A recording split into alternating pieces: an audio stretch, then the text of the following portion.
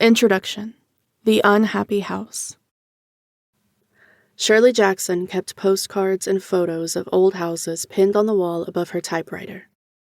A collection of images for her stories that often revolved around houses. I also collect houses. There are some that give me a spark, a bit of a twinge, a racing heart for no reason. There's a house a few blocks away that looks abandoned but isn't. There's the top floor of a mansard roof in the Flatiron district painted solid matte black. A farmhouse I once passed staring out of the window in the back seat on a road trip, peeling gray and nearly falling over. I am drawn to houses that feel wrong for whatever reason. I found this house by chance doing an image search for something else. It's an old house on a street in New Orleans, and I've named it the Pink Half House. It freaked me out the moment I saw it, but I couldn't pinpoint exactly why. I'll describe it this way. Start with a silhouette of a house. You know the one. A square with a triangle on top. Now, starting at the top, slice it in half from the point of the roof down to the street. You can throw the left half away.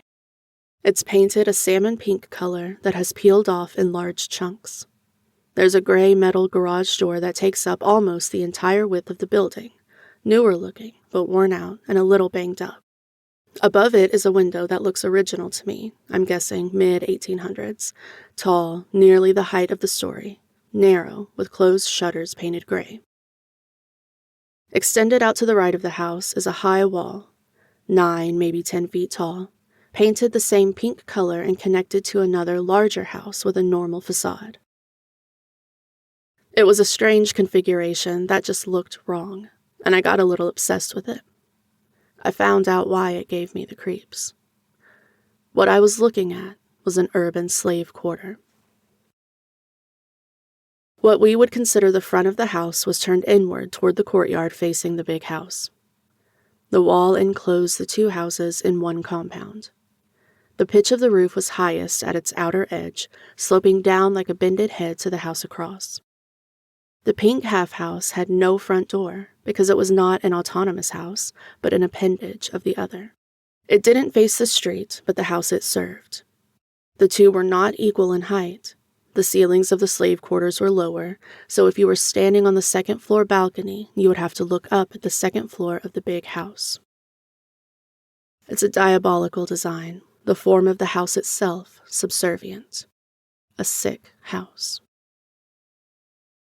Out of all the genres and variations of horror, The Haunted House is my favorite. Since the first Gothic novel, The Castle of Otranto by Horace Walpole, the provenance of horror has been the home. It's an obvious starting point, because the home is the provenance of ourselves. Our home is, or should be, our sanctuary, our designated center of comfort, security, and respite, a place where we are naked, literally and emotionally. You are safe at home base. The haunted house endures because out of all the arenas where horror may play out, the home is the one closest to us. The house is, as Gaston Bachelard puts it, the topography of our intimate being, an externalization of ourselves containing the materiality of our identity. It is a place where we mark our history and frame our future. Our homes are us, and we talk about people we love as being home to us. Home is where the heart is, and there is no place like it. I'm also a big fan of possession and exorcism movies for this same reason. When a demon inhabits a body, it takes ownership of a person. A monster is temporarily housed inside of its victim. Our body invaded, repossessed. The ghost does the same with a house.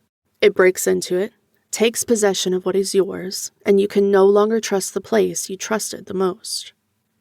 What's more frightening than your own home turning against you?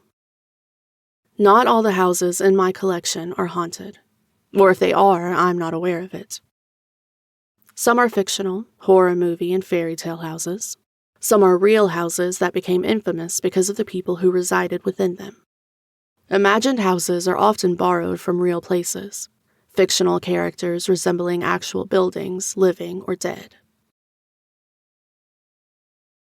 To keep listening to this audiobook for free, click the link in the description. It will take you to a free Audible trial where you can listen to this and many other books for free for 30 days.